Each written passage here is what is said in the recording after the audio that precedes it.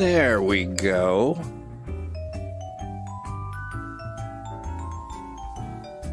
It's Thursday, friends. Would you let me know in the chat if you can hear me? Hey, Duke.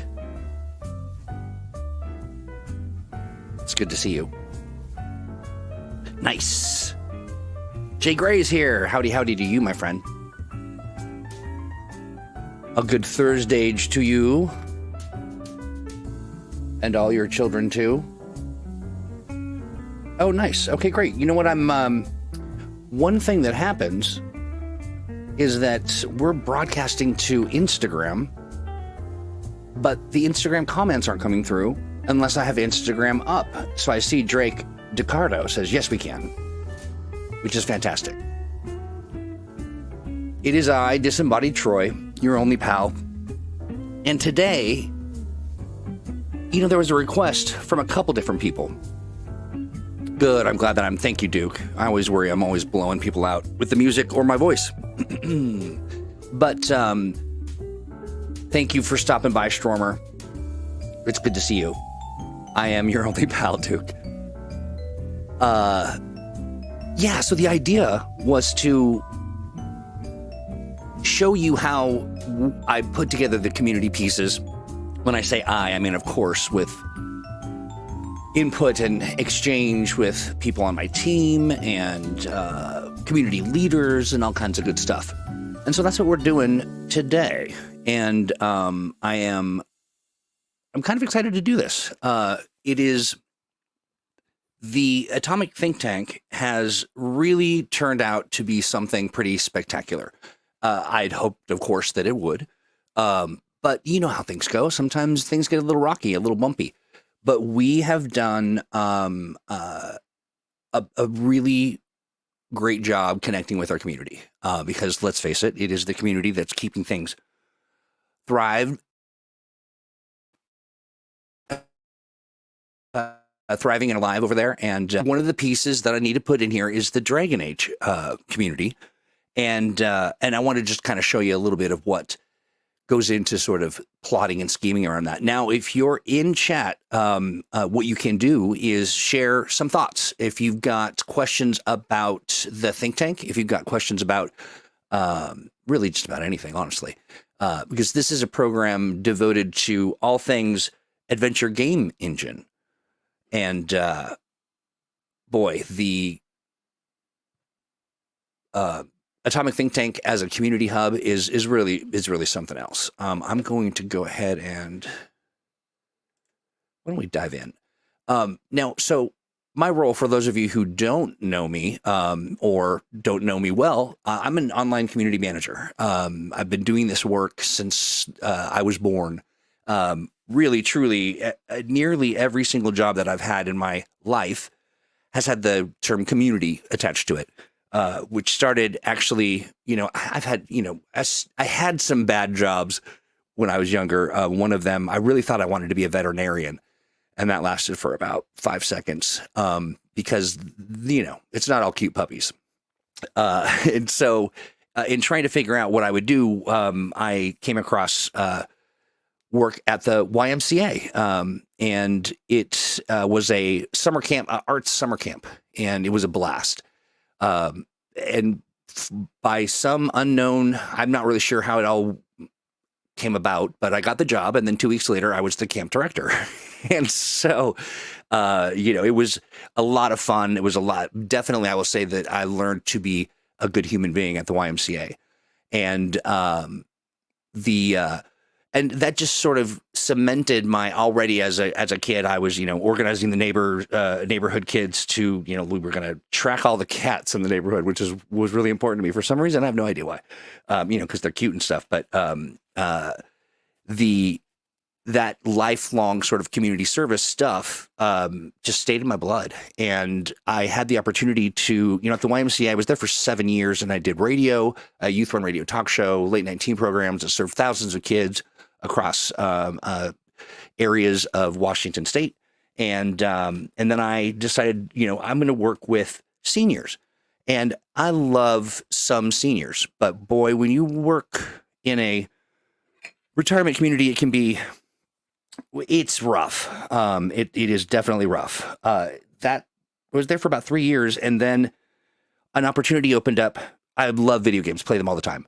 An opportunity opened up for me to work on a game called The Matrix Online. MXO was not the best game in the world, but we got to run around. So basically, I was in charge of a group of digital actors called imps, or event implementers. And they would go in game and they would act as the characters, everyone from Morpheus to the Merovingian. And we had so much fun. The game was hot garbage. It was fairly buggy. It was a little bit of a challenge. But the experience was, it was incredible. And to be able to be in game and to act these situations out, and the players loved it. It was really sort of a real moment for me to go, I found it. This is where I want to be. And so I did video games for, 20 some years. And worked on games like, you may have heard of, like WildStar. That was a lovely game made by Carbine. Published by NCSoft. NCSoft, like many, Carbine was named Carbine because it was founded by ex-Blizzard employees that were angry and they were disgruntled, and so they wanted to create the WoW killer, and so they decided to call the company Carbine, and the game was lovely. It was really a very different, but it had a beautiful art style.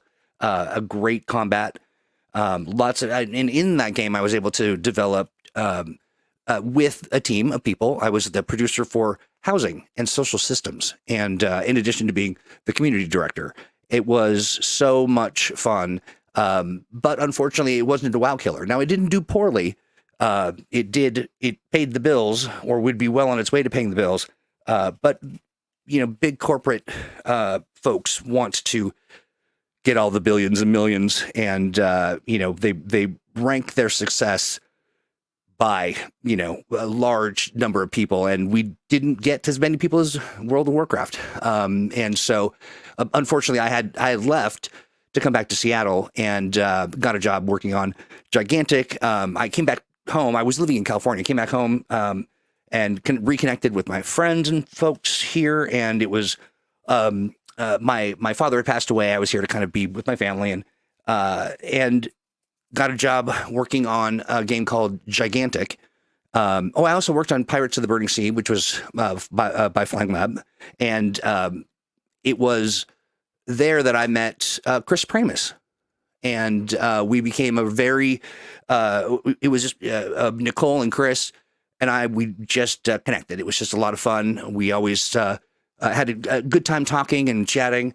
Fast forward to today, 5 years ago, maybe, got an opportunity. I was working at a startup that did not start up, and so moved into tabletop TTRPGs. The work is very similar, and it's very there are differences, I think, in the behaviors of a TTRPG fan. One of those is that where players of a video game, they may not have they are a little more brief in what they have to say, where TTRPG folks, they really do have a lot to share, and they do so with lots of words. And I personally appreciate that. It is, there is a certain shorthand that happens on the video game side of things. In TTRPGs, there's not a lot of shorthanding. It's something that is very, thank you, Jay Gray's over at LinkedIn, which is awesome. So that's, I just wanted to kind of give you a bit of a background. As somebody who has always been steeped in community, always on the lookout for ways to bring people together. And one thing that's interesting about Green Ronin is that there are so many different pockets of community folk. We've got people who contribute to our community content program, the Age Creators Alliance, and the Chronicle Systems Guild, and And then we've got third-party publishers publishing under a license for Mutants and Masterminds, and that's the Superpowered by M&M. And then you've got freebooters, and then freebooters are the people that go to conventions and other public spaces and run games for people because they love it, and they do a phenomenal job at it at conventions and the like. And then you've got folks who are they're actually running a brick and mortar store. That's a relationship that we've got, and it's very difficult to find one space to pile everybody in. Mighty Networks, when we evaluated it, it really did allow for a pretty tidy way to get everyone together and have disparate places that we can kind of gate and sort of share the same space, but have private spaces to really focus on the things that are important to those disparate groups. And so that is, yes, yeah, Jay Gary says, us here in the TTRPG side of gaming, kind of book nerds. Yeah, I would say so. Yeah, that I would say, yeah, as you put it well, Jay, we don't shy away from overly wordy and complex essays about the games or really about anything, which I love. And so, yes, so that is why we went in the direction of Mighty Networks, and I decided to go with the Atomic Think Tank because it's a great name. And it's really evocative of what we're trying to accomplish. And so, and we had the URL from the forums of yore, and there is some distinct differences. One of those differences is that it is less of a forum, really. It's kind of a all included sort of. You've got calendars and places to chat. You've got ways to contribute by writing articles, short posts, and all that. And I'll walk through some of those things as we create the space. But the great thing about it is that it's really easy to use. It's quick to sign up. You can control a lot of the aspects. You can get every notification of every space that you're in. You can narrow the scope and focus on one, or get none at all.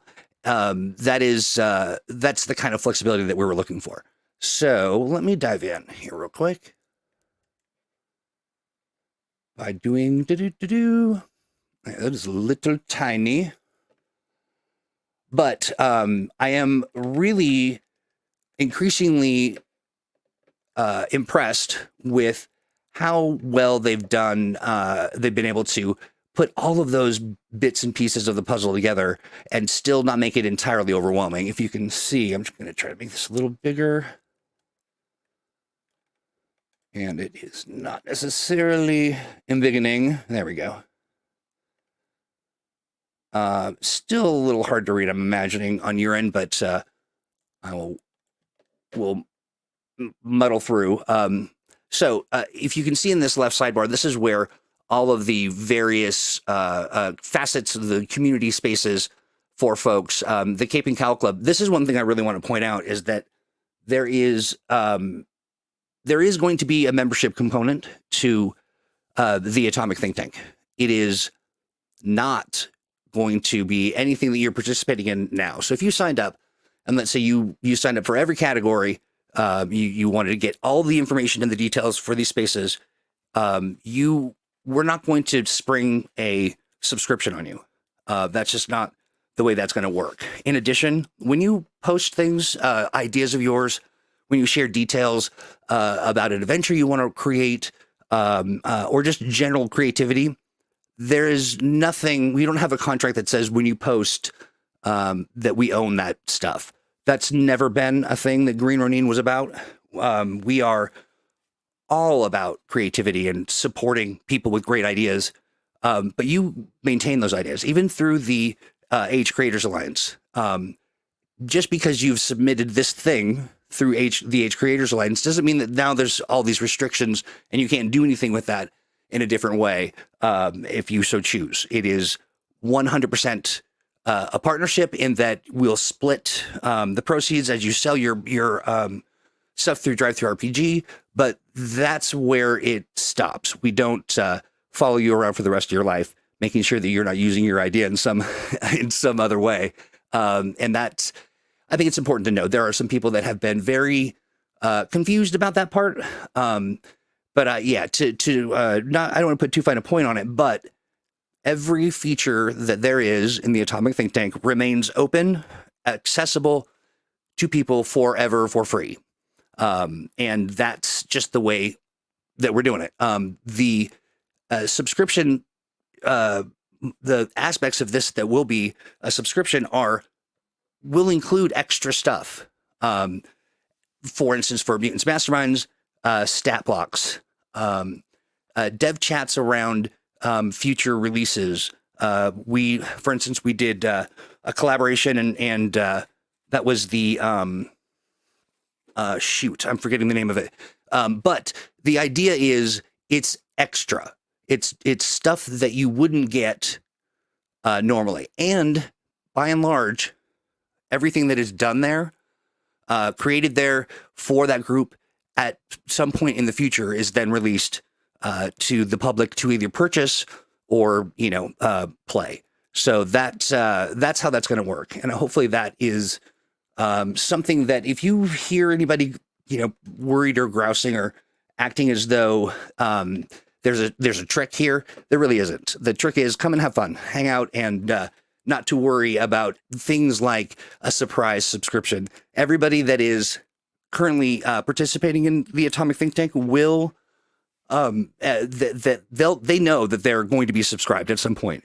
There is a group devoted to that, and if you're not in it, that's okay. I'd love to invite you to be in it, and we're going to work to prove why that is a good thing, and why you'd want to be a part of it.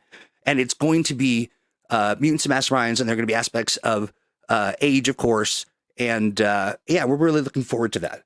Let's see. Yeah, this is an EA, right? Yeah, there is a contingent of folk who have, been hurt before. In a world where the biggest TTRPG folks may not be making the best decisions or making decisions that aren't necessarily in the community's best interest, I get it. And also at the end of the day, and we are looking to make money, but we're looking to do it in a way that is transparent, participatory, and that people feel like there's a true value. There is nothing that's going to be force-fed to anybody, and hopefully from the perspective of somebody who signs up for the Atomic Think Tank, that you will see the benefits of being a part of that, and that it'll be a value to you, and you'll want to engage in that. So that's kind of how that's going to go. Yeah, you're welcome. I am, excuse me. I am looking forward to meeting folks who may have a different impression about how things run. And honestly, if you run into somebody that is maybe unsure, send them my way. I'm happy to talk to them. I'm happy to have a private conversation. I'm happy to have a public conversation. However we need to do that. And it's not, and it doesn't have to be contentious. Hey, Allie, good to see you. Allie's here. Allie is from our Dice Drop, and we've done a few world building streams with her. I'm really looking forward to our time at Gen Con. It's going to be a blast. We're going to be hanging out, causing mischief and mayhem, and having a lot of fun. So let's talk about the anatomy of a collection in the think tank. So we organize things by collection, as you can see here on the left. Sorry, let me try to make this a little bigger. I will try. That's good. That's better. So let's start with what we did, because the perfection is the enemy of good. We wanted to get things started and really have something that people could be a part of, but it was important to me that we not come in and then lay all the foundation and not have any input. And so we started with Mutants and Masterminds. And let me get there. Here's the Cape and Cowl Club. This is the area where folks who were members of the Patreon can now kind of, so we're doing polls, we're doing all kinds of stuff. And like, for instance, this poll is, are you interested in providing closed feedback on pre-release products as part of a private members only review session? And that, and what this is kind of an interesting feature of Mighty Networks. And rather than it be sort of a yes or no, it's the taking the temperature. So you can see someone over here was like not super stoked and maybe didn't want to participate, but by and large, everybody's kind of gathering in the they're warm to the idea. So which is kind of neat. And that is and that's one of the features. I really enjoy that. And also one of the things that we'll be doing with folks who are members of the I'm calling it the Mutants and Masterminds membership tier. Because I'm bad at naming things. And so if you've got an evocative name that you've been sitting on, feel free to share it. I'll be listening. But let's go to, I really have to shout out our buddy Devious Hearts. You've seen, no doubt, the fantastic articles that he's written for Mutants and Masterminds content. It's really great.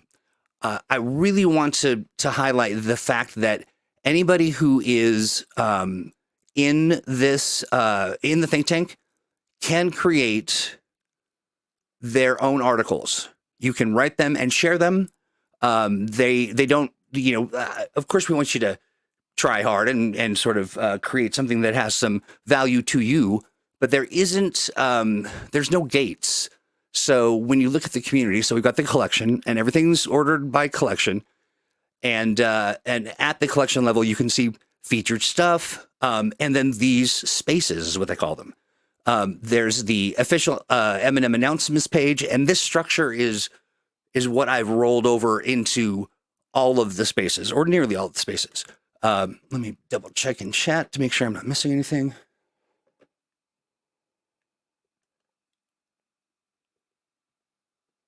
Nice. Okay, great.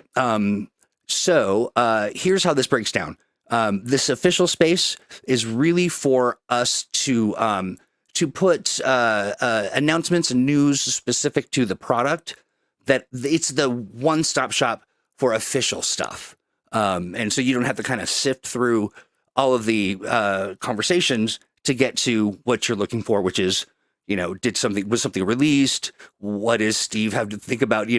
Steve has been doing a yeoman's job here of putting together articles. But real quick, I just don't want to jump off this, but Devious has really been a tremendous help in when you see things like, for instance, we go to the Freedom City Library. This kind of special touches here are come from him. So he designed that little logo, the shield here. And what was great about it is having someone who is steeped in Mutants and Masterminds, and I, of course, am steeped in my own way, but it's a different perspective when you are GMing and you are up to your eyeballs in it. His perspective, it was great to kind of work with a community person who understood what I was after and the structure that I wanted to create. And then to see it flow so well was a real rewarding moment for me. Let's see. Oh yeah. So Rain says, I wrote some articles once upon a time for the Dragon Age TTRPG. I might be able to dust some of those off and post them in a new place. Absolutely. Stan's like, oh, you're steeped, all right. Yes, I am.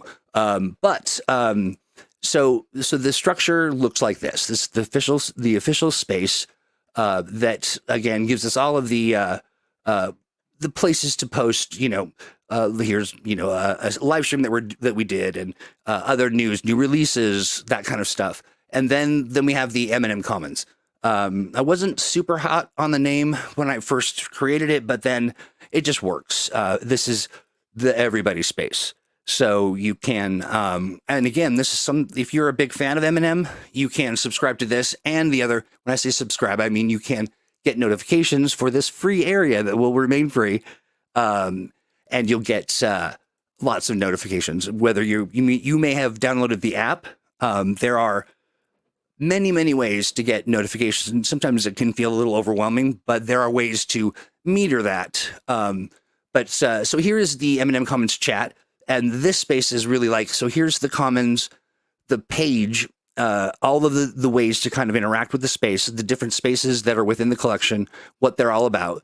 The hashtags and all that stuff is really important. The hashtags are the way that we are organizing our information. And so, when you're looking at, let's see, headquarters, have we done any headquarters yet?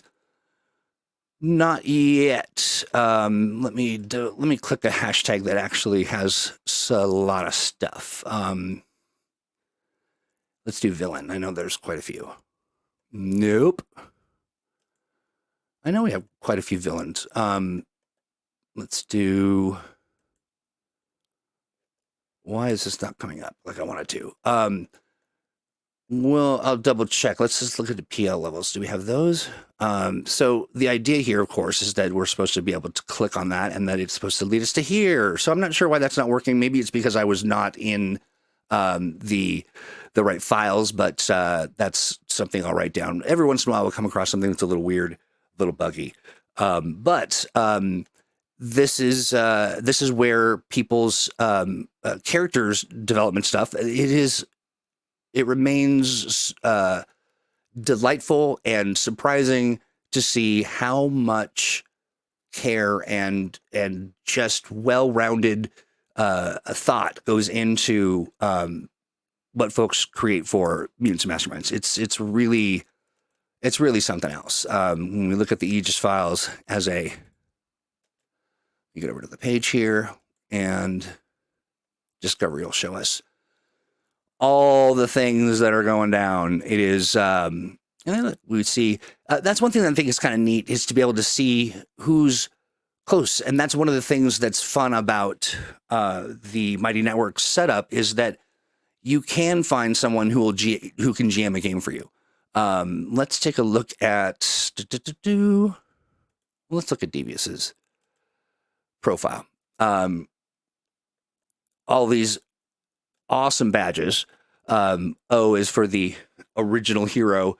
It is a badge that is that we're members of the Patreon, and so when you see that, that's what that means. And so when you see someone's profile and you click on their badge, it will pop up what that is. But one of the things that we're doing as well is getting people to sign up for IGM M&M.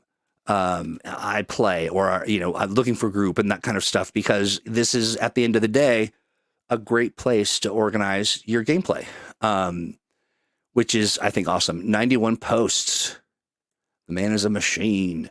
So that's that. But we go back to all of these. I mean, just look at this. It is absolutely incredible. And I love it. What does lurk mean? Oh, got you. I see. No problem. Yes, Tempo asks, is there going to be a section for Lazarus? Yes.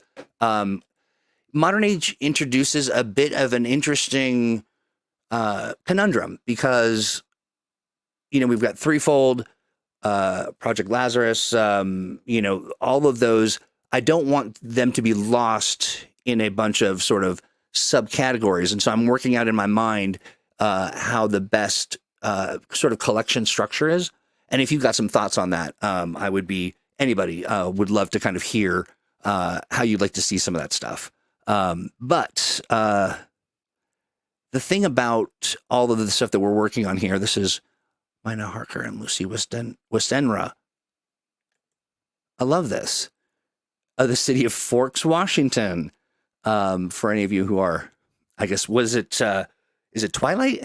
Is that the fanfic turned into a, or no, how did it go? Did it inspire fanfic, or was it fanfic? I don't even know. Not my genre, but, Forks, Washington is not very cool, just so you know. So no, Tempo asks, are the badges exclusive to M&M?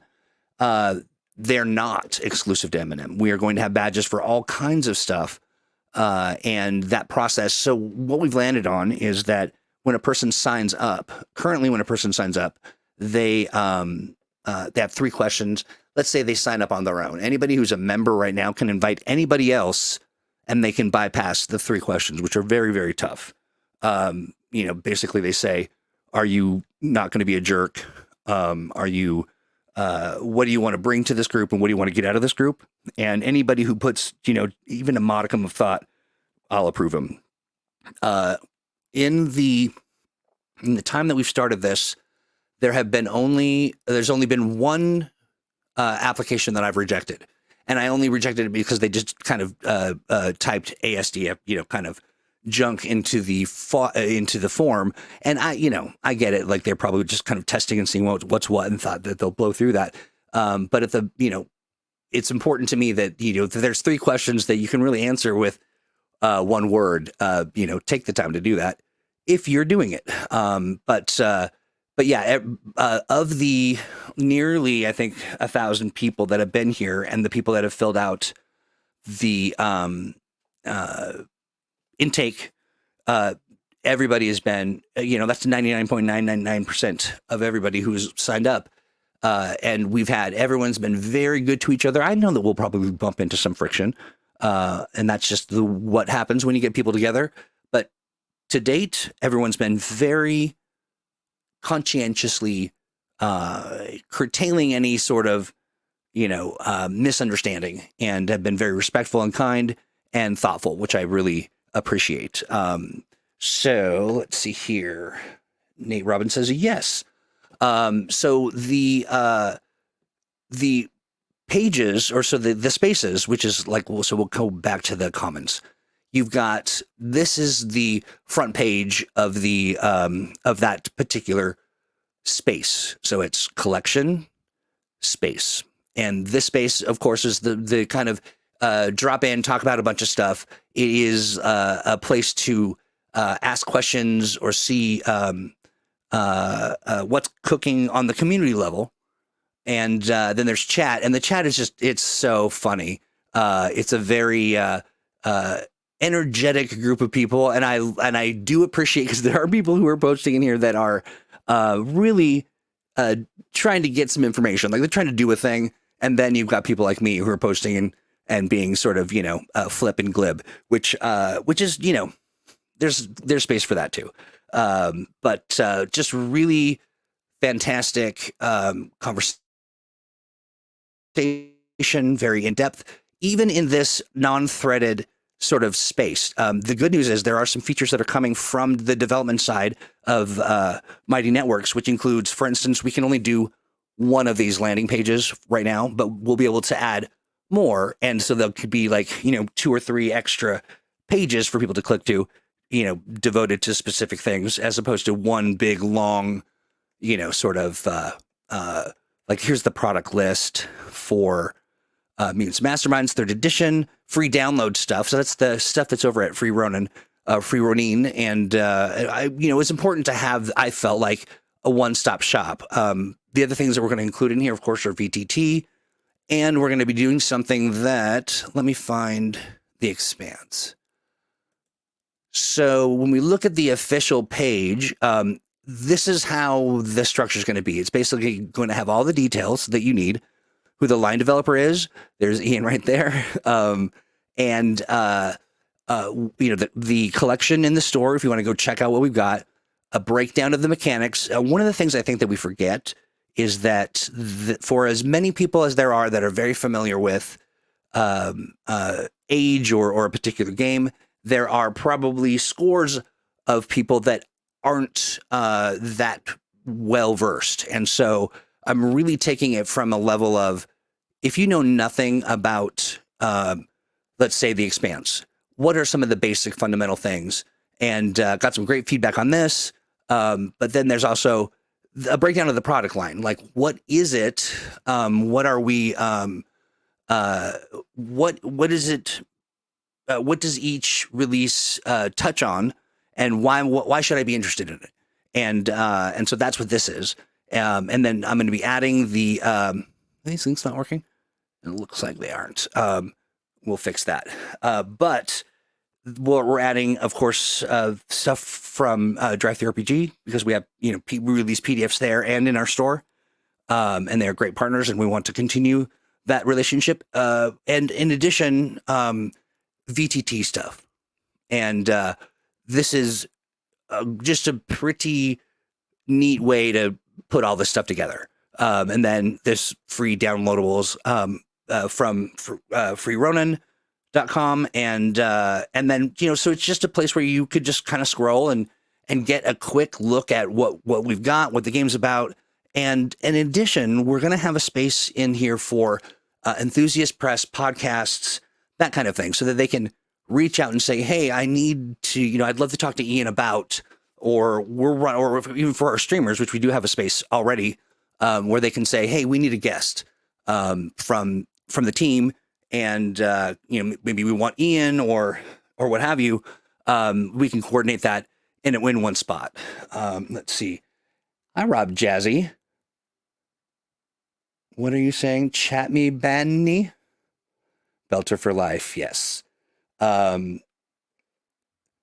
So that's kind of a look at what I'm hoping. Not what I'm hoping. What I'm hoping I can get done soon. Of course, I'm not doing it all alone. But one of the things that the process of building a community like this, sort of the flying the airplane while you're building it,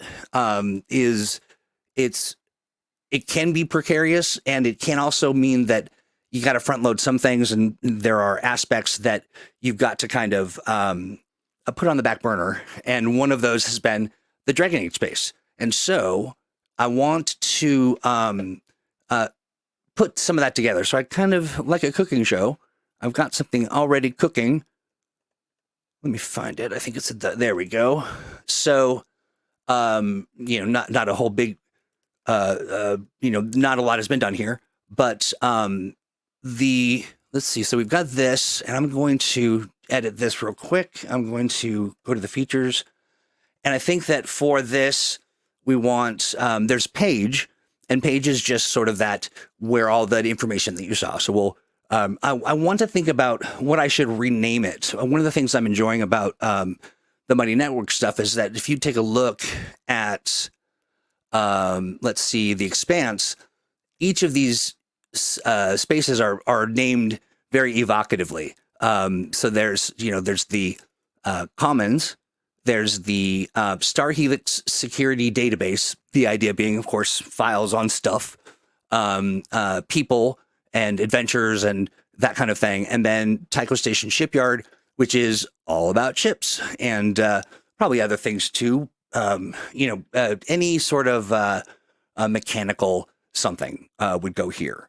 So for Dragon Age, we've got, this is the, let me edit this. We'll call this, no, that's not what I want. I want this. I'm going to turn chat on. We'll have the feed on. And each one of these spaces I can name. So chat can be, for our purposes here, it's going to be, we'll just do or December, dev Q&A. That's what that focus will be. And we're going to also go back to features and actually details, I believe. The Dragon Age RPG Commons.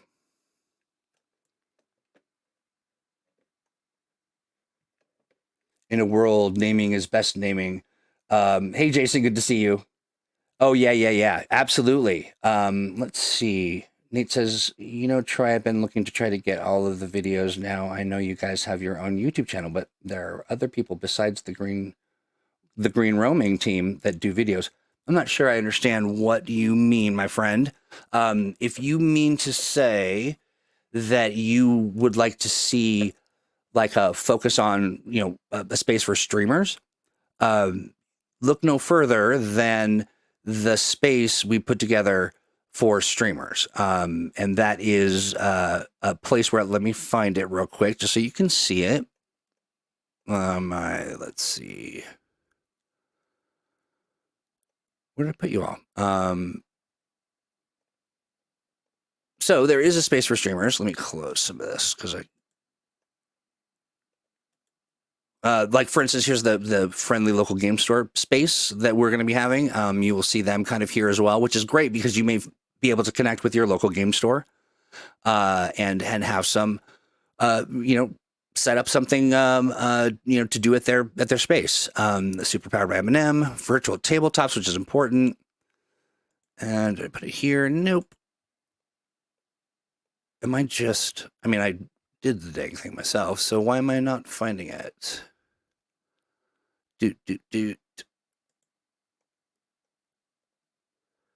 Masterminds, community content programs. Is it special interest? There we go. Sorry. So we've got the streaming calendar that folks can sign up for and just add their events to it. We've got questions and things. Now, here's the thing that's exciting about the streaming area. We're going to be creating independent pages for streams. Now, I want to say to folks, it's an optional thing, of course, but it is a way for you to connect directly to the larger green running community and to, get involved in some of that fan service, talking about or even do Q&As. And we're going to be doing some more events. Bless Allie, she's signed up to be sort of a guinea pig, but inviting streamers to come and stream on our through our venue, to me is an exciting endeavor. To not necessarily have it be always me talking, which is obnoxious, but to make it so that there is a clear understanding that these are family. These are people that are that we care about, and we want people to know who they are. And so turning over the keys to our own streaming spaces, to me, is not normal. It's not the first thing that people would do in a business position, but we happen to have just some of the most creative, responsible, and engaging streamers in the land, and finding ways to support them is, to me, very exciting. And so, Nate, hopefully that shows you what I'm talking about. Let's see. Hey, Troy, what about a section about the television show that they did at Dragon Age? I think that that is definitely, there are specialties with niches within niches that may find a great home in this space, in the Dragon Age space. But I think that the Commons really serves as a great place to talk about those maybe not marquee discussions, like the difference between having a discussion about a sort of tertiary sort of feature, an IP. Someone did a cartoon, someone did a graphic novel. They may not be something that we'd want to devote a whole space to, but space within to have the dialogue about that stuff, 100%. Links, to be able to do links, or, honestly, this is a perfect thing for people to write an article about. And to kind of, from the perspective of how would those things be mined or could be mined for content.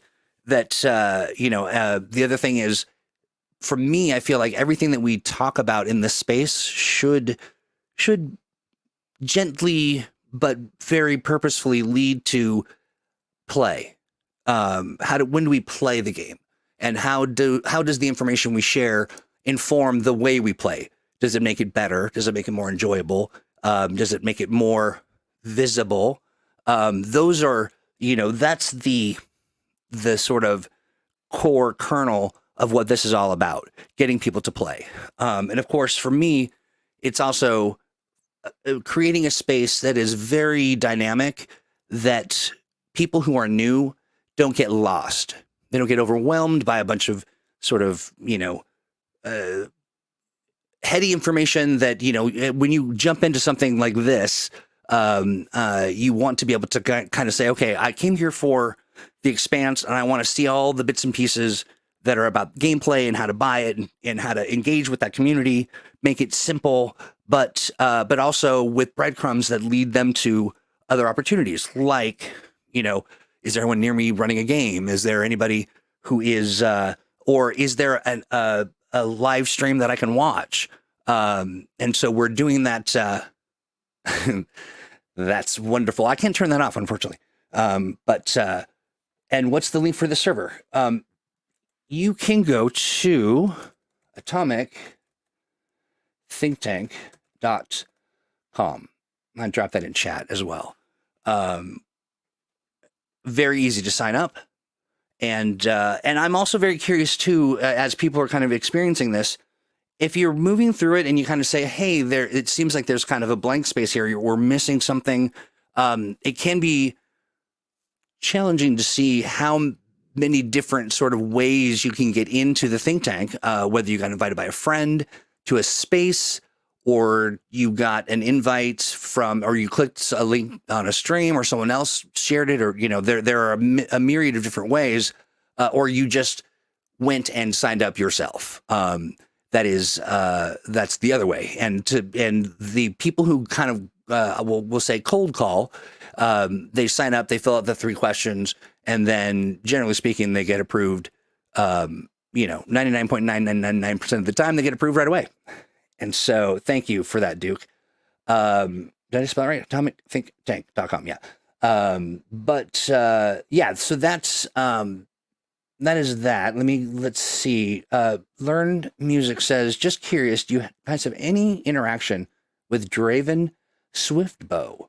No, I'm not a name that I am familiar with. Is Draven Swiftbow a streamer? And that is also one thing that that's great about this space, is that as these names get surfaced, not only is it a great opportunity to let us know who they are, also a great opportunity to invite them to check it out. And so that is, let's see, I see, huge fan of Dungeons and Dragons. This channel will focus on, okay, cool. We should get some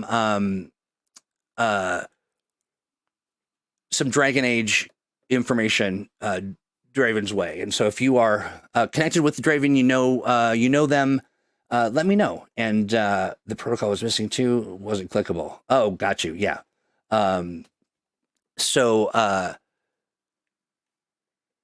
With that being said, now that we are at 2, I've been talking for 50 minutes and I've done about absolutely 0, except rename this to be the Dragon Age RPG Commons.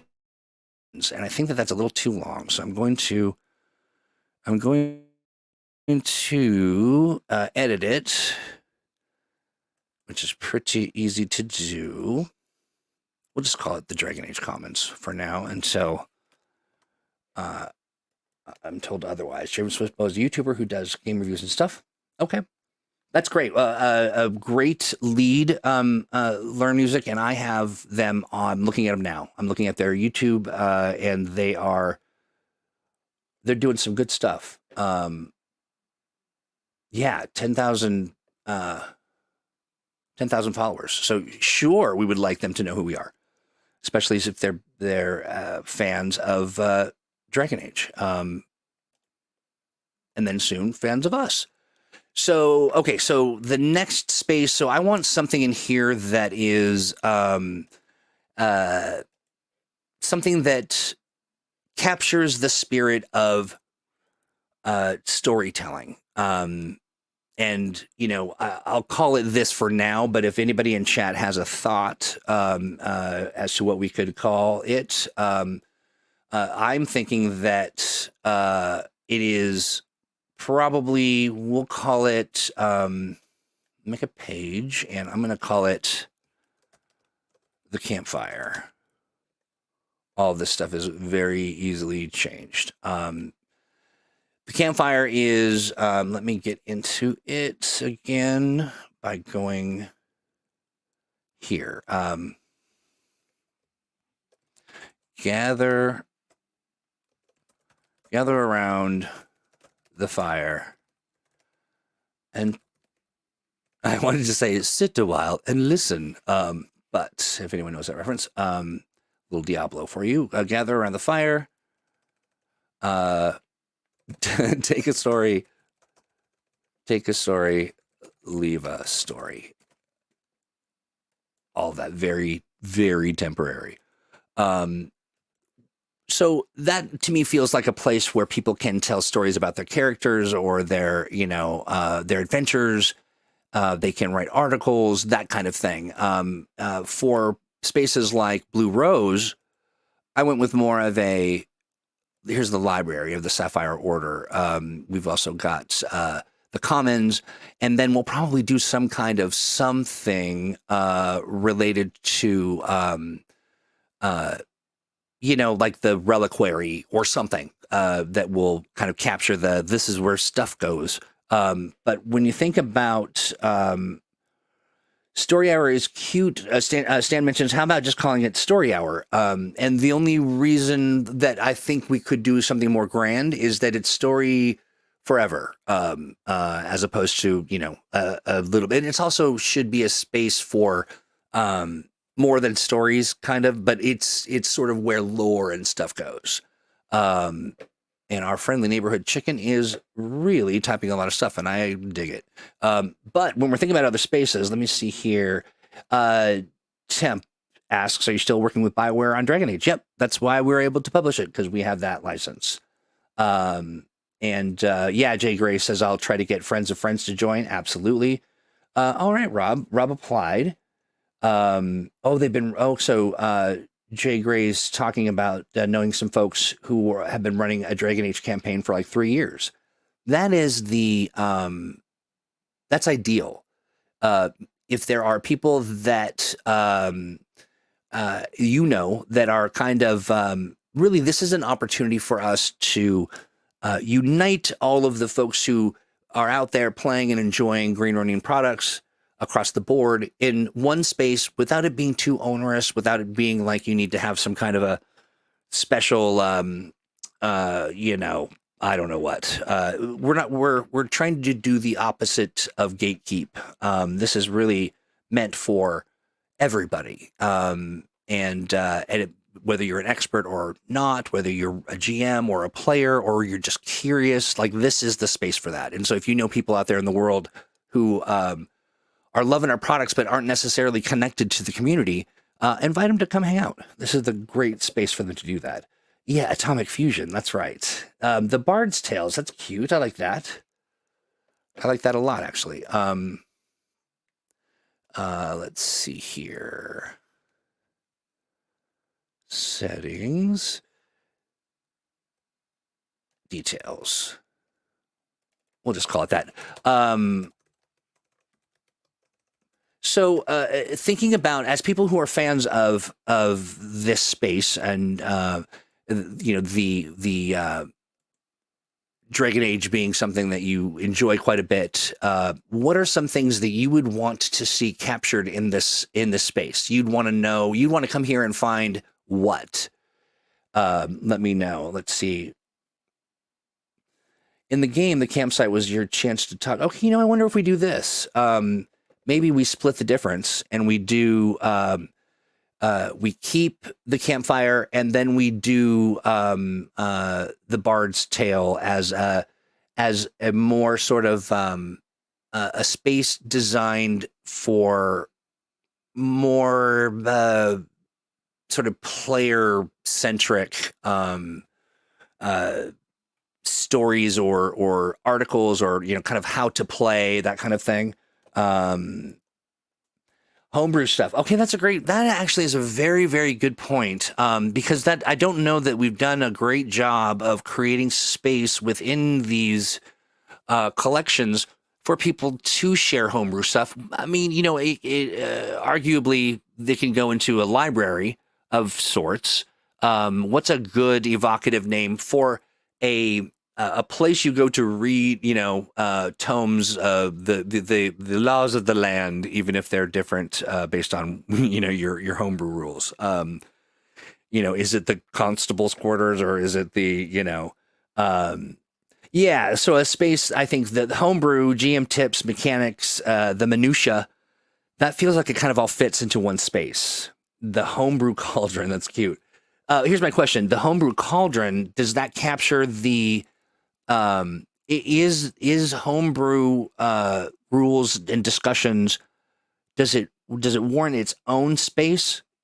And I'm not suggesting that it does not, but I'm asking to what you think that the best way to sort of structure the information hierarchy here, and if calling out the homebrew rules are is the thing to do, then we should do that, and we should have the homebrew cauldron, the artificer's lab. That's awesome. So tell me, Jay, what would go on in the artificer's lab? What sort of things do you see there?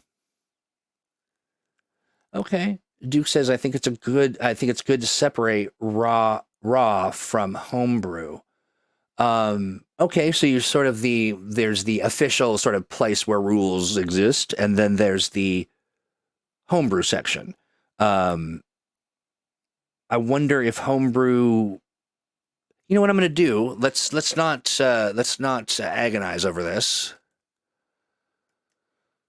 and I'm going to just take a page from here, and we're going to call it the homebrew cauldron. Why not? That's one of the things I love about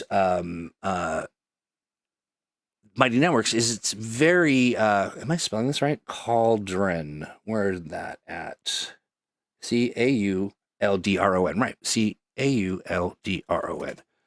The homebrew cauldron. That's what we're going to call it. The space to share your homebrew rules and play.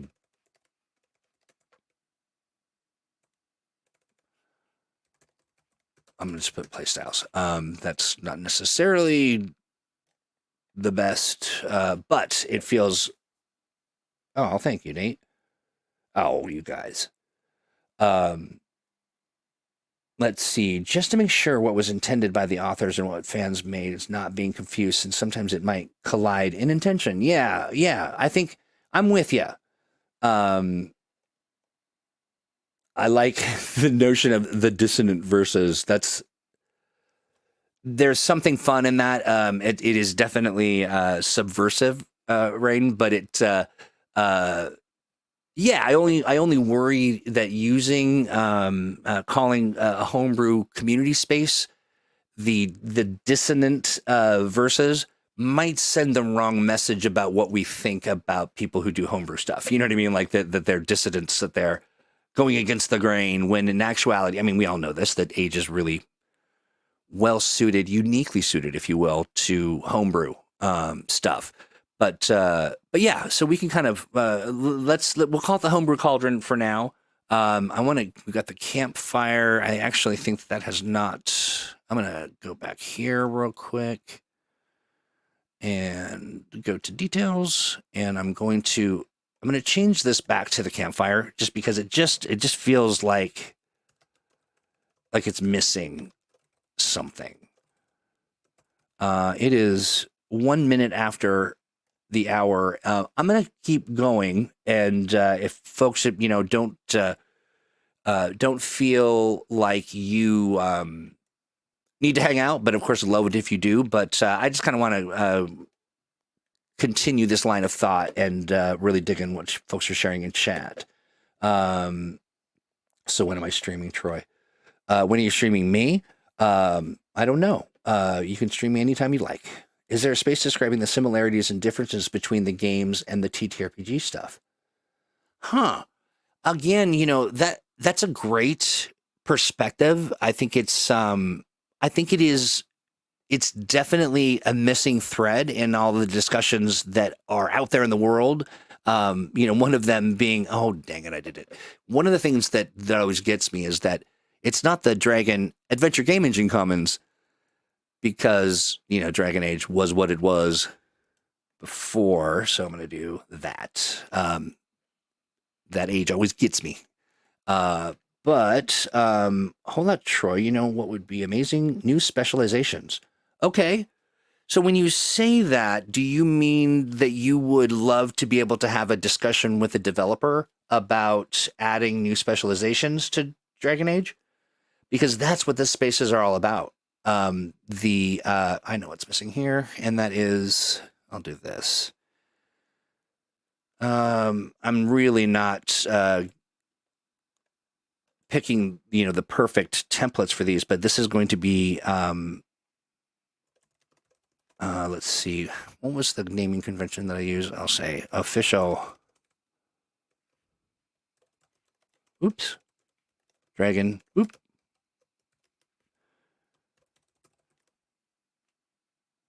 I think I actually am calling it, sorry, I'm going to have to back out of here and go here. Okay. What am I calling it? Blue Rose Official Green. Okay. All right. And that's what we'll do there. Here.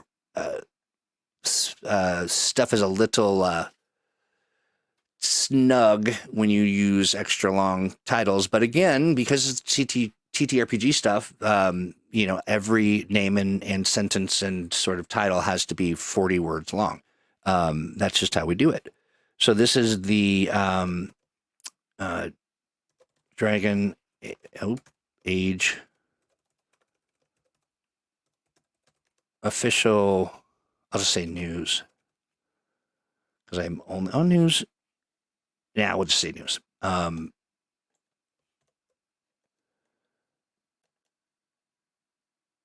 And that, let's see here.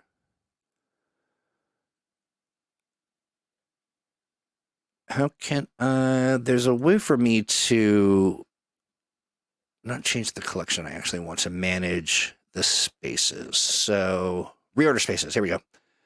So it's that. We'll have Campfire, Homebrew Cauldron. We'll do that rather. Then the commons. Then the lore and such. Let me see what folks are saying. There's not a community creator license for. No, there is not. There's not. Dragon Age, The Expanse, anything that's licensed to another company, we don't have the rights to make that available through our community content program. But we did very recently add Blue Rose, which is exciting, and Cthulhu Awakens. So they're there, which is exciting. Let's see here. Artificer, Tempest, Rip Mage. Yeah. So, I'm thinking, Rashidas, I'm hopefully I'm not butchering your name, and apologies if I am. That is one of my superpowers. The notion behind spaces like, so here's the collection. Official news is where we'll put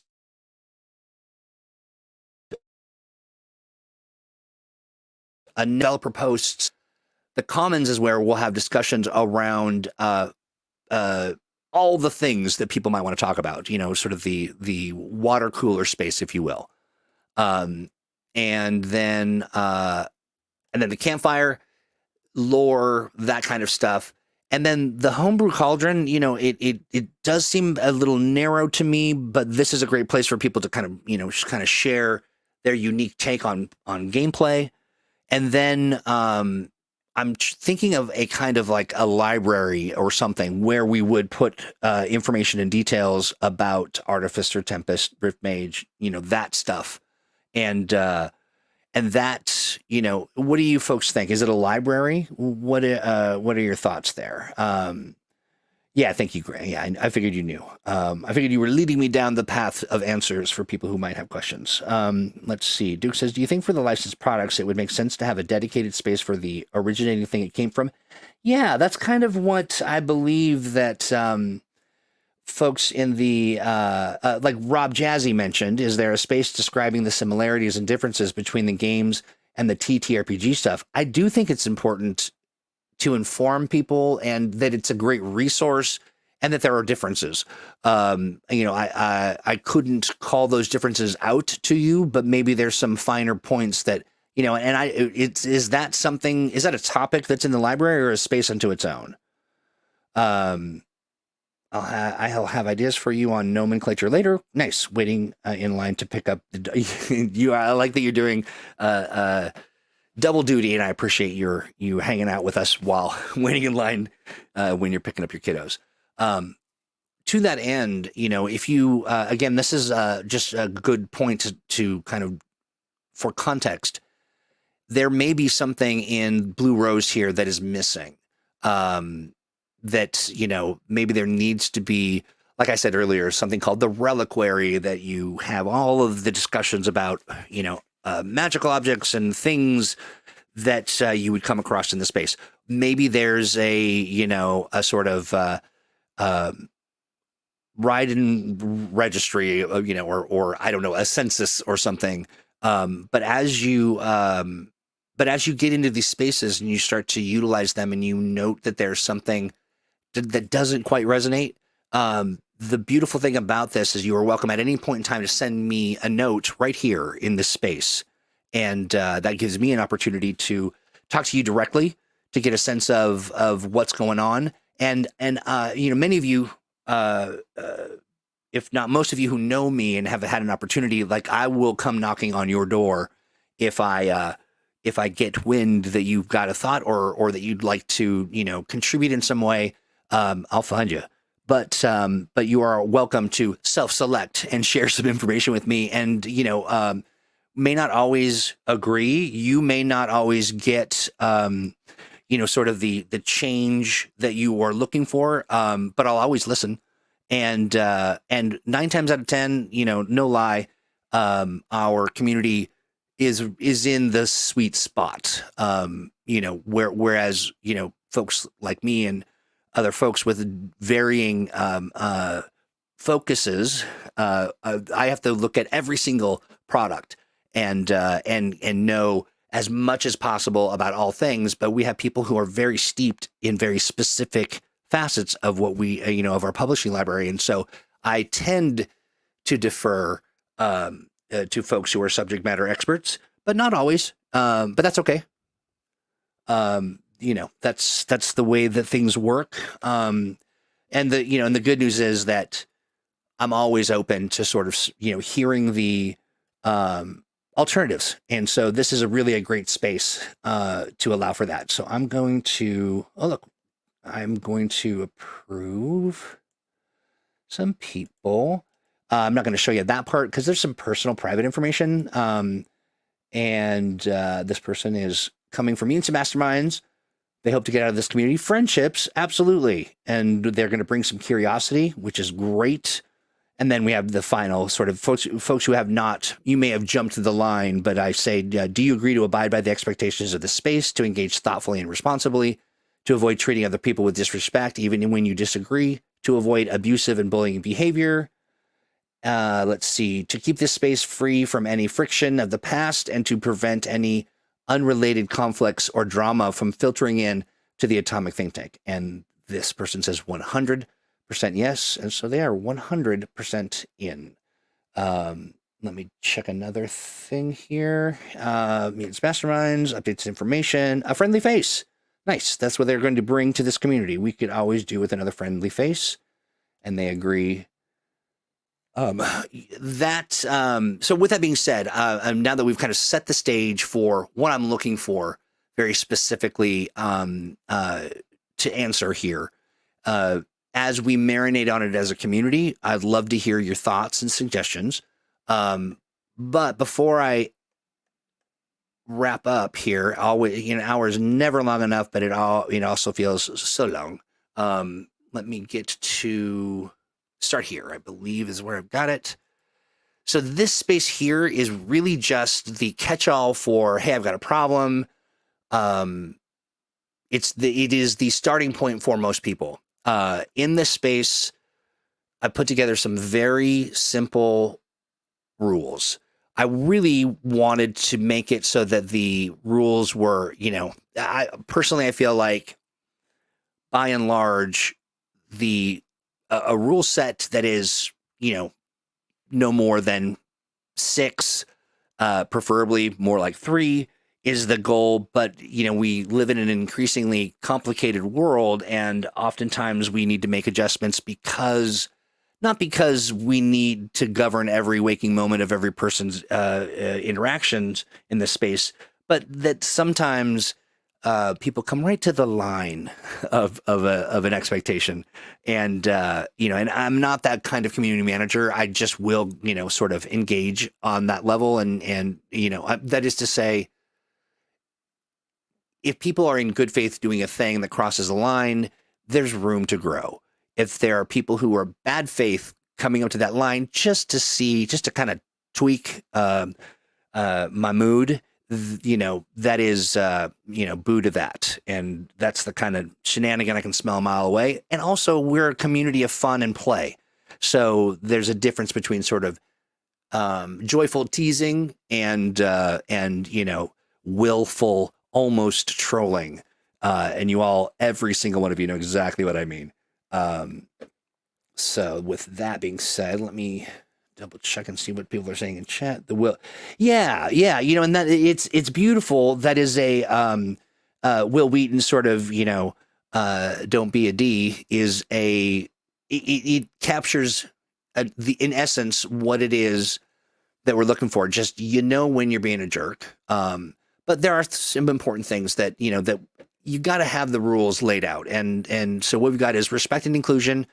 We're a diverse bunch. We are a diverse bunch because we make this space open and welcoming to all people. This isn't some kind of nobody's being excluded, unless you're a jerk. And so that's the way that works. And the idea being that, we want to honor each other's perspectives. You can disagree. And I really hope that this becomes a real baked in, sort of stricture that it's okay to disagree, and we can have friction. I'm using air quotes, but you can't see me. That is about getting to a better understanding of the idea that you're discussing. But that at no point we can have a difference of opinion on how to play a game. That's okay. And we can do that without disparaging each other's mothers, without, getting into pejorative. We can do that. We can have a disagreement and still respect that as a human being, you exist in this space. And that's important.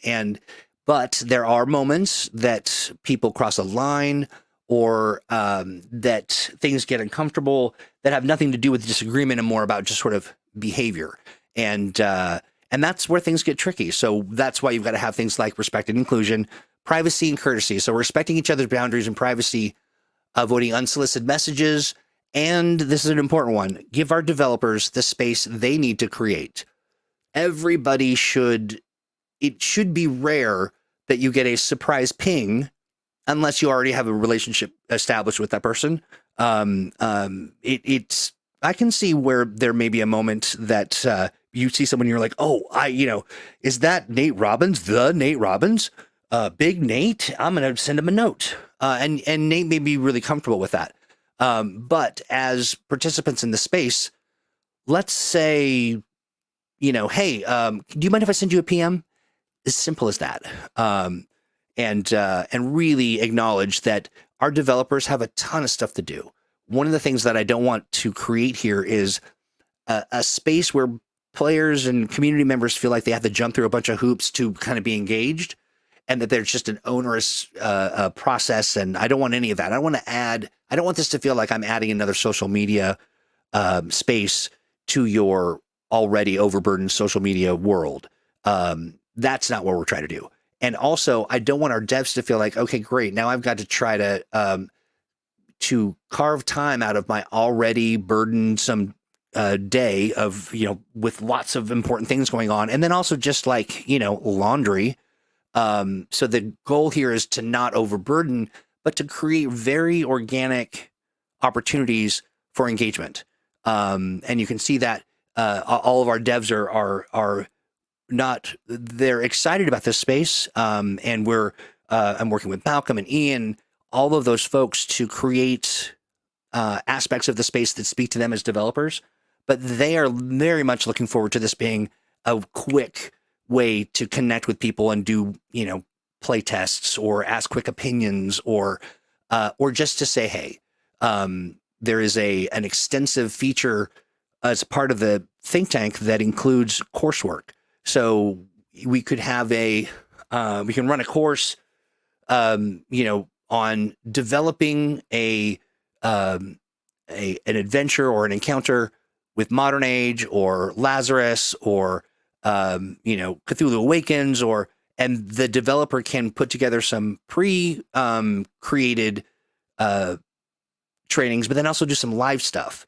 But we want that to be an organic process that isn't now suddenly a fire hose of people pinging developers for whatever their kind of personal passion point is, but to allow for that kind of dialogue in the space itself. So give our developers the space they need to breathe and to enjoy this space without having to be too overburdened with everybody's individual private, sort of question about the thing that they care about the most. Honestly, that stuff is even best discussed in the public space anyway. Everybody should benefit from discussions around, how things work. Let's see. Assume positive intentions. This is the thing that just in my life keeps me from murdering people, and that is that sometimes we get into our heads and we don't necessarily engage. We engage as though a person has on purpose, created an affront to our personage, or that even the in disagreement that is somehow a commentary on how they feel about us as people. When I come into a circumstance that is potentially charged, or even just grocery shopping, if I move into the world with the assumption that everybody is good and they do not mean me harm in our exchanges, I find that the world becomes a more positive place. It's a great way to kind of look at the world and have that kind of perspective. And it also, I think, an important acknowledgement that sometimes we create our own friction and we can be our own worst, our own worst commentator on the experiences that we're having because we're seeing it through a lens that's very negative. The next one is elevate discourse. Our community thrives on constructive dialogue. Let's aim for respectful exchanges, avoiding derision and sarcasm. I know that there is a time-honored tradition of sarcastic debate and kind of, I'll say, snotty kind of engagements. We're not doing that here. That kind of petty, sort of passive aggressive stuff it's just poison to creativity. And it also really, without meaning to, you communicate almost a caste system, or that you somehow are elevating yourself and your it's just not, it's not where creativity comes from.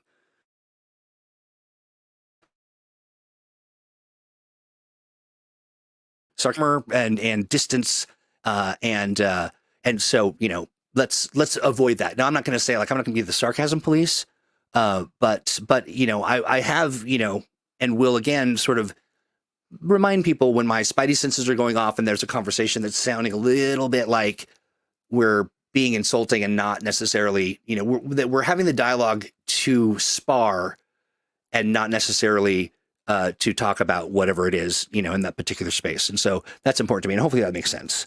Let's see here. Boop, boop, boop. Let's see. Oh, yeah. So feedback and growth. Your voice matters. Share your thoughts and concerns with us, and together let's grow and improve. That is to say, it can be from the position of somebody on the outside or feeling on the outside looking in that there's a lot of stuff going on, and maybe you are feeling like we should be doing something better over here, or that you are wanting to connect a little with some more depth, or maybe you are somebody who I haven't met yet that's, running a stream, or you're doing something that hasn't necessarily locked in to my, brain yet. I need you to come right to the point and say, this is what I'm doing, or this is what I'd like to do. Once I have an opportunity to sort of get it, I got it. And I'm really hoping that that folks will, if you've got something, and you don't necessarily have to, the one rule that changes, or the one expectation, and we'll say it's a very soft rule, but always feel like you can reach out to me on the think tank. And if you're looking to get someone like a developer on a stream, or you doing an event, or you're writing an article, you want to do an interview, that's my job, is to connect our developers to you. And if you are feeling a little left out, let me know, and remind me that you're there, or that and if you've got a beef for something that is just not sitting with you, let's talk about it. And that this space is meant for us to evolve together, which is why I didn't sort of bake it all and then say, here's the space, everybody, enjoy it. This, rigid space that took very little into account as far as your hopes and dreams. So communicate and know that we are all growing and evolving. And so, give us your feedback. And then let's have fun. Like, joyful engagement, I think, is one of the things where, like, this is all about games. This is all about having fun. This is all about telling stories. It's all about gathering people that we are close with or can tolerate in a space where we be creative, where we can be, step out of our daily sort of grind and win a battle and have some fun together. It's a game. This is a space for play.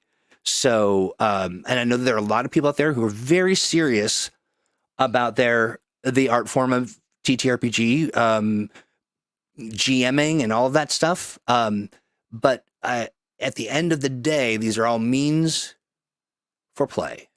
So if we are suddenly rules luring ourselves into a dark place of, tone policing and sort of not comporting ourselves with the respect that the art form deserves, boy, we just don't have a lot of time and or energy to sustain that kind of approach to things. We're not gatekeeping stuff. I'm of the opinion that the more people know about stuff, the more stuff there ends up being to know. The more growth and the more exposure that people have to understanding how things go, to teaching people how to run games, to teaching people about what's special, or even just the mechanics of playing an age game or Mutants and Masterminds, or all those things. All of this stuff needs to be fun, or frankly, why are we doing it? Honestly. So it's, let's see, as long as it's not, okay, sarcasm is only really okay for small. I agree, like amongst your friends, teasing, sort of lighthearted, self-deprecating kind of stuff, that's, I basically just kind of described my whole gig, my whole shtick. But generally speaking, just sarcasm is a place where people go when they're, it's not a place of strength. It's not a place of growth. It's not a place of encouraging growth from other people. And that's what this is all about. Now, you can be somebody who doesn't care about that. And that's okay. You don't have to. This is certainly not a place where we're going to be kind of, kumbaya every day and, any of that kind of stuff. And there's going to be room for friction and passion and disagreement. But it's just not the place where we're going to be having a passionate disagreement because we want you to be burned at a stake, or that, and there's not going to be this developer versus, sort of player kind of friction. At the end of the day, we all know that there are things that we just won't do, or changes that we won't make or can't make. I will always commit to doing my level best to being very open about why we can't do a thing the way that we might want to do it. But ultimately, this space is meant for that sort of rolling boil of boiling sort of creativity and engagement. And it's it's not the sarcastic piece of that is just something that you're putting up to not engage in a way or to diminish someone else's contribution. And so yeah, it's not a good thing. Let me see, what else do we got here? Looking at Wiener Schnitzel is awesome. Not a sponsor. What? Love. I'm going to call you Non Sequitur Nate. That is your new name, new nickname. Let's see here. You would unalive people? What are you talking about? Oh no, I wouldn't unalive people. I prevent the unaliving because I look at the world as though it's not necessarily, well, not always, and sometimes I get caught up in it, but generally speaking, when I look at the world and I think people aren't looking to, to diminish or be cruel or mean to me, things are a little lighter. When I get into the mindset that there's friction around every corner, suddenly there is, in places I didn't even realize. Jager says, let's be real, the Atomic Think Tank is looking fairly unique in the TTRPG community. I hope so. I really do. Oh, Nate, I'm with you. Nate says, I'm my own worst critic. But, the thing about all of this stuff is that it takes a commitment and an understanding and a real commitment to the, we can't legislate everything that a person does. We can't, trying to kind of create rules for every contingency is its own nightmare to manage, but also then just to sort of like living in a space or creating in a space where all we're doing is looking for people who draw outside the lines that's just misery. But the spiritual compact that we can establish is that we're going to do our level best to treat each other with respect and have fun, and educate and welcome and also evolve, so that there's not like you are now exposed to all the things, how to run age games, you own every book. Now you are, now it's over. Like now it's time for you just to sort of sit atop the mount and answer questions, and speak in riddles and all that garbage. The idea is we keep evolving together. And so I hope that the space will lend itself well to that notion, and that we don't go too far one direction or the other, but that it keeps an equilibrium that everybody feels like they can be a part of without losing, what they love about this stuff. And so if there is a thing that you come across or a notion that I expressed that I didn't express well enough, or you have concerns, please reach out. Share with me what you would like to see, what's missing, and as we're doing this stuff, there's nothing more magical or more sort of, I don't even know, you get kind of almost high from it when you're engaged in something and you want to be a part of it and you are learning all about it, and someone takes a minute to say, hey, I see you and the good work that you're doing. And that's that. That is the kind of space that I'm hoping we can kind of build here, that there is a generosity of spirit, that there's a exchange of creative ideas, that we share both to showcase our work and inspire others, and that we get to a comfortable place where if we are borrowing or being inspired by something, that we give it the credit that it's due, and that we, share more generous feedback, and that also when we're getting feedback from somebody who may know a little bit more than you about a thing, that you take the minute to listen. You could ultimately end up disagreeing, but the act of being open to a critical sort of a note. When I say critical, I don't mean like you're a bad person, but hey, this is how you could improve a thing that you're doing, or I see you headed in this direction, and I want to recommend that maybe you move over and think about this space or think about this approach, and that we allow people to, sort of share their experiences and take what we want and respectfully leave the rest. That's what I'm hoping for in this space. And I hope that you are with me in this. And if there are aspects of this that don't quite resonate, or that that you feel like we're missing, reach out, and let's talk about it. This is a space for us to reconcile, to connect, to create, and to have fun. So that is that. Hopefully this deep dive gave you some real insights. Oh, Nate, you're so funny. Thank you very much for the shout out, Nate. You are a good dude with a lot of heart, and I got to turn those stars off. It's sweet to see people donating like that. But so don't do that anymore. But I see it and I appreciate it and I thank you. And I'm not going to read it out loud. Here's a coffee from Big Nate. Thanks for being here. Yeah, you are welcome. Yeah, that is it.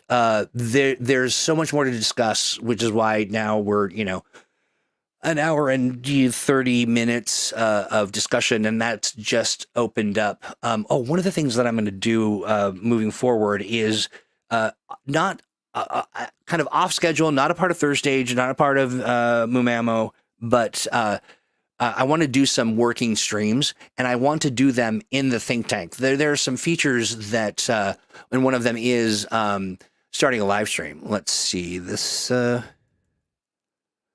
Where is that? How do I do that? 1 sec. I believe I can do it from here. But anyway, the notion is I haven't used them yet. And so why not do it live and learn in front of everybody? But that's the kind of transparent sort of engagement that I'd like. I'm in the midst of doing two things before I wrap. I want to say that we've built an AI policy. There are some mitigating circumstances and concerns that we have had as a team about this, about a policy about AI. Not that we're with you. It is our position, just officially. If anybody sort of tries to kind of conflate or confuse things, we believe that art and writing created by people will always be the thing to protect and to sort of propagate. Using AI to create shortcuts, it is already causing lots of grief in the world. For instance, people creating a foraging book on how to forage mushrooms based on just some, garbage that AI has spit out, and then they digitally publish it as a real foraging manual or guide, and then it basically is telling people how to eat mushrooms that will kill them. That is the best case scenario stuff. The fact that AI is by and large built on stolen work is another thing that we have to contend with. But the point being that we have an approach to the discussion, the policy that we've created. We want to sit down and talk with people in the Atomic Think Tank, and have a dialogue about not just how do we govern that question, but how do we make sure that we're not vilifying people who are just like, oh no, wait, I just wanted to. You can see it in the chat when we talk about AI at any point in time. People are like, but well, what about Grammarly? And it has an AI element. And, they're at this point, and in the way that I'll say the way the industry and the tech side of things has slipped AI into every living moment that we have, every corner of the internet. I was in a chat with somebody on Instagram, and it said, type a prompt, and the AI will draw a picture for your friend. And I said, I said, "What's up, chicken butt?" And it gave me a kind of a flock of chicken that looked like they were walking around like chickens, but they were already cooked. They were like, sort of the extra crispy. It was weird. I'm just like, why is this here?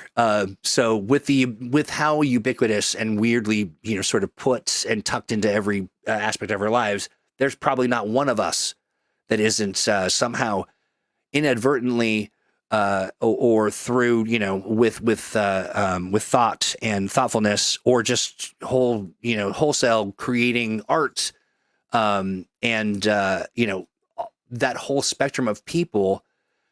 We just can't be like, okay, you all get the guillotine. That's just not the way we're going to do it. So we're going to have some community dialogue. My point is that transparent kind of dialogue is going to happen in the think tank, and we're going to talk about it. And we know that there is a lot of contention.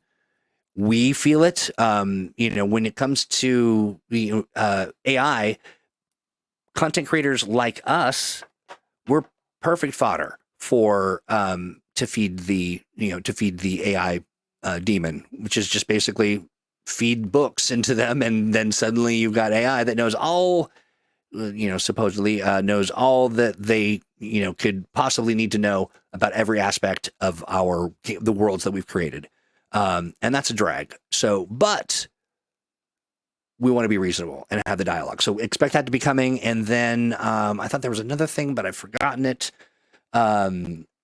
Yeah, that's right. So Gray says there's clearly a line that we should decide between tool versus abuse and such. And for me, I think it's disclosure, honestly.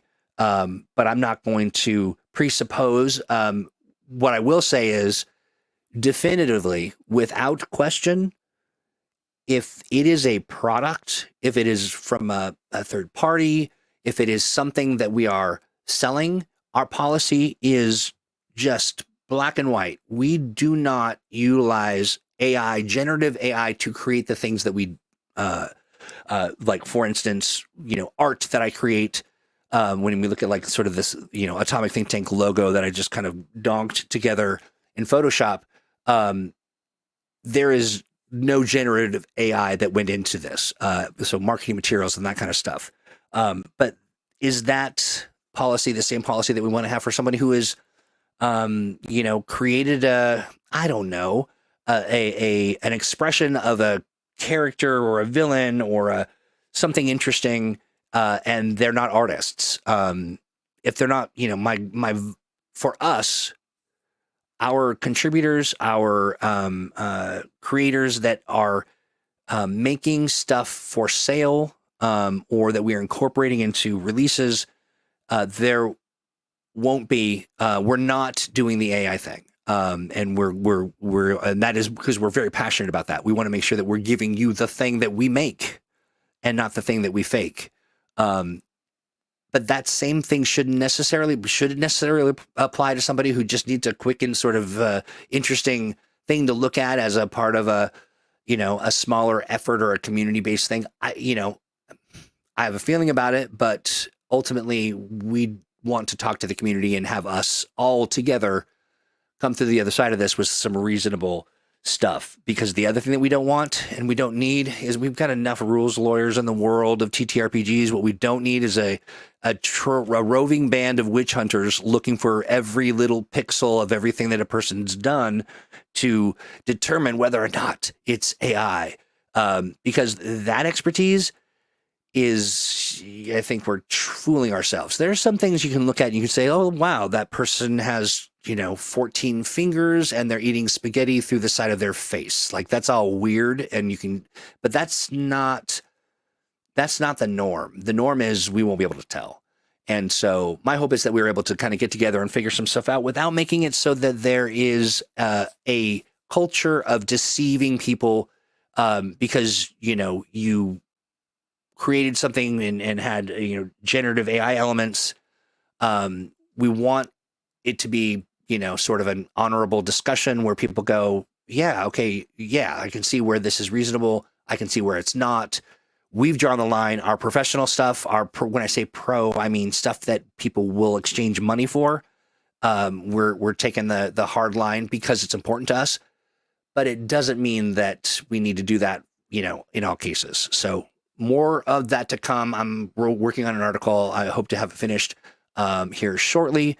I think we're looking at about a month and a half or so and change before we introduce the subscription model for Age and Mutants and Masterminds. And that is, and we'll let folks know well ahead of time before we kind of roll it out. And again, there's nothing that people have access to except for this one area, and they all know who they are. That is the Cape and Cowl Club, the very evocatively named Mutants and Mastermind subscription tier. And it's not as though we will turn it on and suddenly you will be getting an invoice for $1,000. It's going to be much more manageable and much more affordable than our Patreon was for some folks, some people, and it's going to be more of a group experience, and there's not going to be sort of like the people who give $80,000 get Steve Kenson flown out to their house for an actual play. It's going to be more sort of I want to say democratic, but maybe it's a different notion. But the idea is that everybody will have access to the same kind of stuff. And we won't turn things on without letting people know, and we will let the entire community know, because we want everyone to feel like it's a value. And so that means that extras will come with that membership that will be compelling and fun and special. So keep your eye open for that. Let me see other questions here. Yeah, I agree with you. Jay Gray says the discussions need to just be done. I agree. And no one will only use half of their image editor. Right. I mean, yeah, that is so true. Also, the question is, if you're having the tool do all the work, or if the human at the keyboard added enough transformative creative work on top of it. Yeah, and there is room also for the discussion that says, in the ideation phase, I had a discussion with, I could see this happening where someone's like, I'm having a discussion, or I prompted AI to interrogate me on my thoughts or my hopes or my thoughts around the development of the story thing that I'm writing, or the character that I'm building, or the whatever. That feels very ethical. It feels very responsible. But we're not teaching people those things as part of the introduction of AI. We're literally just throwing it out there. And the fact that people can create, that a company can say, here's something like a Chat GPT, and the first thing you read is AI can make a mistake.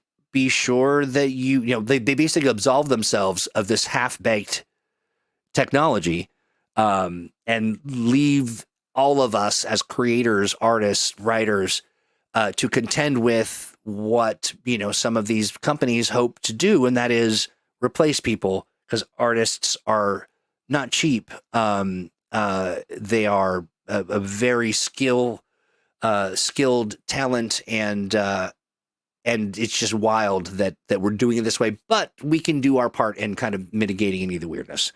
And enough of that. Let's see. Okay, I think that's it. Chat, thank you so much for your thoughtful comments, for your kindness and your patience as we build this stuff together. Again, if you've got questions, I also want to shout out to our lurkers. There is a large contingent of very thoughtful, very shy people who, while all of this looks, the Atomic Think Tank looks like a place where you have to put on a, sort of a thing and do some performative whatevers, you can come and just be. You don't have to think that I'm going to become sniffing around your quiet corner over there and wanting to show your art to the whole class. It's a great place to hang out and just see what's up. So don't be scared by my bombastic nature or my enthusiasm. lurkers are welcome too. With that, yes, Stan, hush. With that, again, I thank everybody also for your thoughtful thoughts or for your thoughtful remarks on the AI policy stuff. We'll get that into the Atomic Think Tank for more deep discussion. And yeah, so, a couple folks were asking me, well, what can we do to help? Spread the word, invite a friend. And when you see those moments where there may be a person sharing details about the Atomic Think Tank that don't line up, let me know, or make sure that they know that there is, that that's not the way things work. I do want to shout out Nate, who was doing his level best. Stan, no way. Yeah, this is the extra large Thursday. But Nate, Big Nate, thank you for Nate's out there very enthusiastically sharing information and came across some folks who just had the wrong impression of things and was thoughtfully, not aggressively, not in the spirit of the think tank, sharing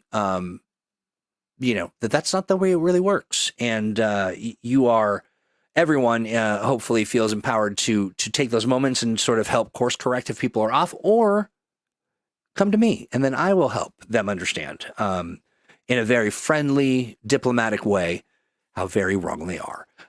With that, it is almost been 2 hours. I'm very excited about the think tank. I'm very excited about what it means in service to our larger communities. And so this is your space. Let me know if there's missing pieces, and have a great rest of your week. Make sure you tune in on Monday for Mutants Masterminds Monday. We have a great lineup, and then say hey, drop me a line on in the Atomic Think Tank, and let's chit chat. With that, I say to you all, let me see. Any other questions that I'm missing here? Hey, Reading Aid, good to see you. I apologize in advance for the 2 hours of program you get to catch up on, but it's always nice to see you. Everybody have a great rest of your week, and goodbye.